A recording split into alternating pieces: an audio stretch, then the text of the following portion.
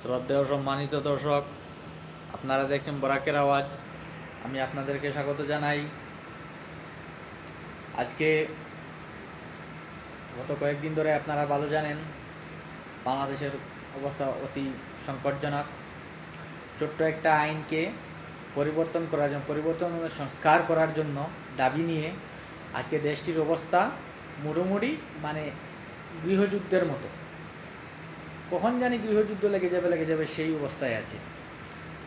আধা সামরিক বাহিনী বিফল হয়েছে পরিস্থিতি নিয়ন্ত্রণে আনতে। এখন সামরিক বাহিনীকে মাঠে নামানো হচ্ছে। আজকে আমি দেখলাম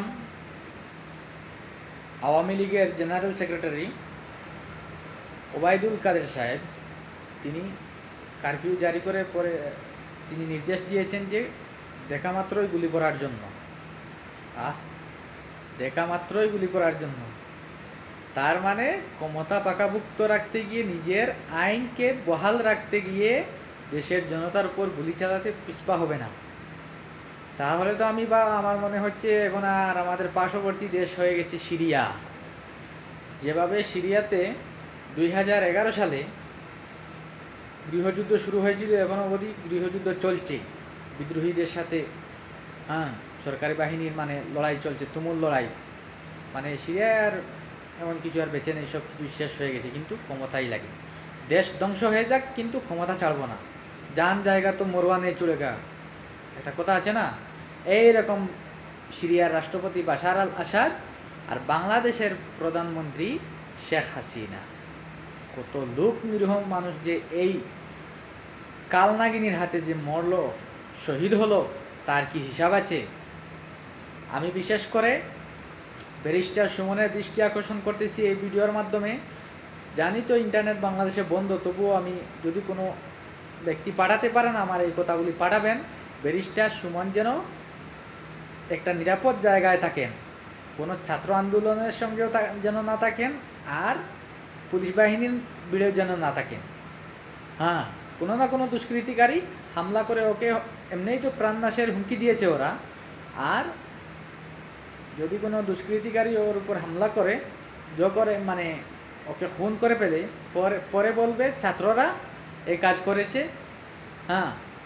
কিংবা পুলিশ এই কাজ করেছে বলে একটা বড় সংঘাত লাগিয়ে দেবে। তাই ব্যারিস্টার সুমন যেন এই বর্তমান পরিস্থিতি থেকে একটু দূরে থাকেন। পরে তিনি এটা মূল্যায়ন করার জন্য আমি আহ্বান জানাচ্ছি। আর আরও একটা কথা হলো, এই কালনাগিনীকে ক্ষমতাচ্যুত করার জন্য আগামী নির্বাচনে আপনারা আর বিএনপির কথায় ভোট বয়কট না করে সবাই ভোট কেন্দ্রে গিয়ে ভোট দেওয়ার চেষ্টা করবেন। এবং কেউ যদি কারচুপির কোনো করে বা র্যাকিং করার কোনো পরিকল্পনা করে, কাজ করে, তাকে হাতে নাতে ধরে বিশ্ব মিডিয়ায় প্রকাশ করে দেবেন। তারপর দেখা যাবে কি হয়। আর আরও একটা ষড়যন্ত্রের আভাস পাচ্ছি, দুর্গন্ধ পাওয়া যাচ্ছে।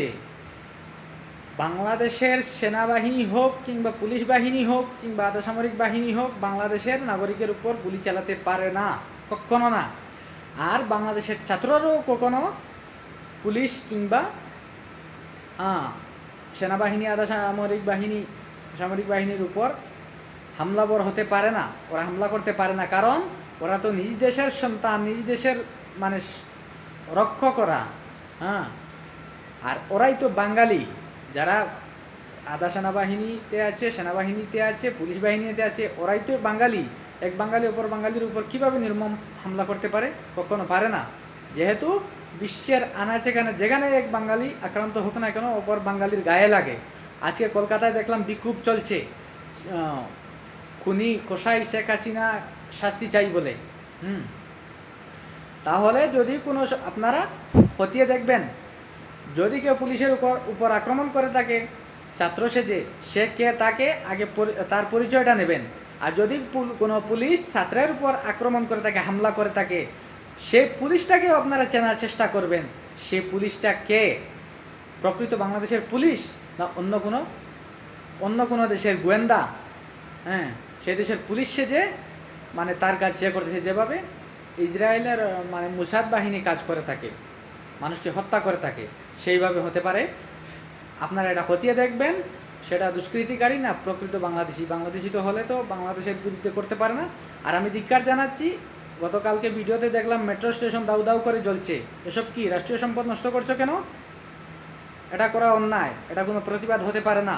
তাই ছাত্রপক্ষ এবং সরকার পক্ষকে আমি অনুরোধ জানাচ্ছি, দেশটাকে বিফল করবেন না, শহীদদের রক্ত বিফলে যেতে দেবেন না। দেশটার স্বাধীনতা এবং সার্বভৌমত্ব রক্ষার জন্য যেটা করণীয় সেটাই করুন। ছোট্ট একটা আইনকে পরিবর্তন করে নিলে যে তুমি ছোট হয়ে যাবে তাও কিছু নয়। হ্যাঁ, এটা রাজতান্ত্রিক দেশেও এইভাবে আন্দোলন চলে। রাজা যদি মানে বিশেষ কোনো ভুল সিদ্ধান্ত উপনীত হয় তার বিরুদ্ধে তো আন্দোলন চলে। তারপর তো রাজা প্রজাদের দুঃখ দুর্দশা এবং মতামত বোঝার চেষ্টা করে তারপরে তার নীতি পরিবর্তন করতে পারে। তাহলে একটি গণতান্ত্রিক দেশের প্রধানমন্ত্রী হয়ে কেন তুমি পারো না শেখ হাসিনা মহাশয়া? উত্তর দাও।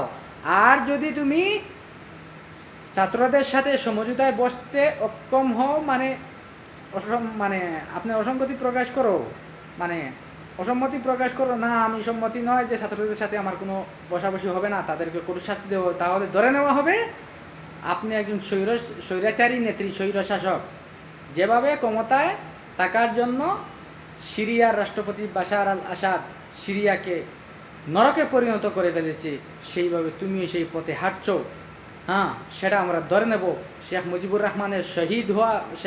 রহমানের শাহাদতকে মানে বিফলে দিচ্ছ, বিফলে, সেটা প্রমাণিত হবে। অনুরোধ জানাচ্ছি, বোঝার চেষ্টা করুন। বিদেশি ষড়যন্ত্র নিশ্চয় চলছে, সেটাও বোঝার চেষ্টা করুন। ধন্যবাদ। জয় বাংলা, জয় বিশ্বের বাঙালিদের জয়।